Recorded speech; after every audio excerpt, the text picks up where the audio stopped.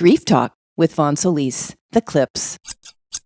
Somehow these kids know how to get in the back doors. And you mentioned some of the key problems today are things like cyberbullying, depression, anxiety, addiction, pornography.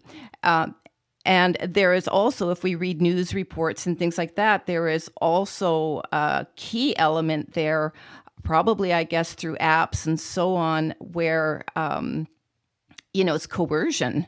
What are parents struggling with today? Top, say, however many you want to name, that they're really concerned with and struggling with. And, if you could just sort of give a general idea of what, I'm going to say an easy solution, that's probably not the right way to describe it, but an obvious, a solution that a family could readily adapt into their tech plan for their kids. So let's look at just young children. So ages 5 or 6 and younger. The biggest thing that has changed for this age group is the introduction of touch screens. So interactive screens. And when these came onto the scene, we as parents were told that this was necessary for our kids to adopt and use, because if they didn't, they would fall behind educationally. And that technology was it's the next big thing that our kids need to be a part of. Well, fast forward, as parents started bringing in iPads and tablets and handing their little ones phones, they started to see tech tantrums.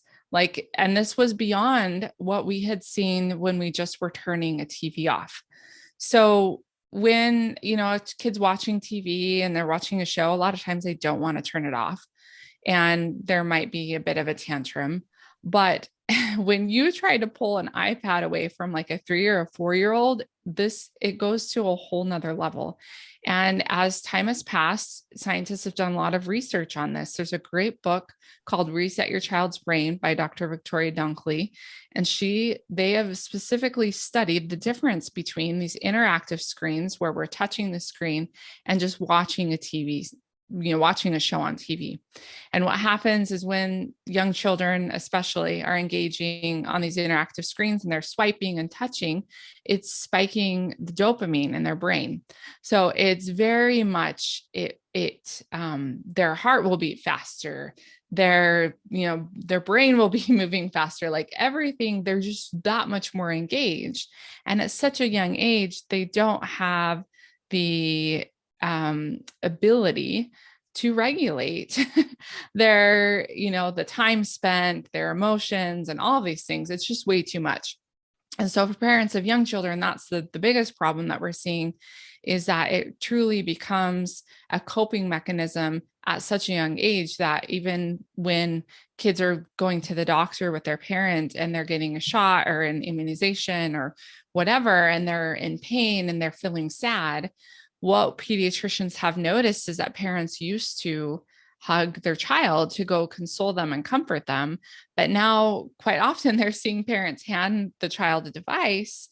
And so what's happening is we're training our children from a young age to turn to a device to be comforted, and rather than turning to a parent or an adult for that comfort. Of course, like parents and children, it's exhausting. And especially once your kids kind of break out of that nap time, they quit taking a nap, but yet they don't go to school all day, and we might need a little bit of a break. I tell parents, there's nothing wrong with turning the TV on for a little bit. You just pick a slow paced moving show like Mr. Rogers or Daniel's Tiger Neighborhood, or even, there are some available today, things that aren't going to get them basically irregulated. What little children need is play. And so while technology has changed, what small children need has not changed ever.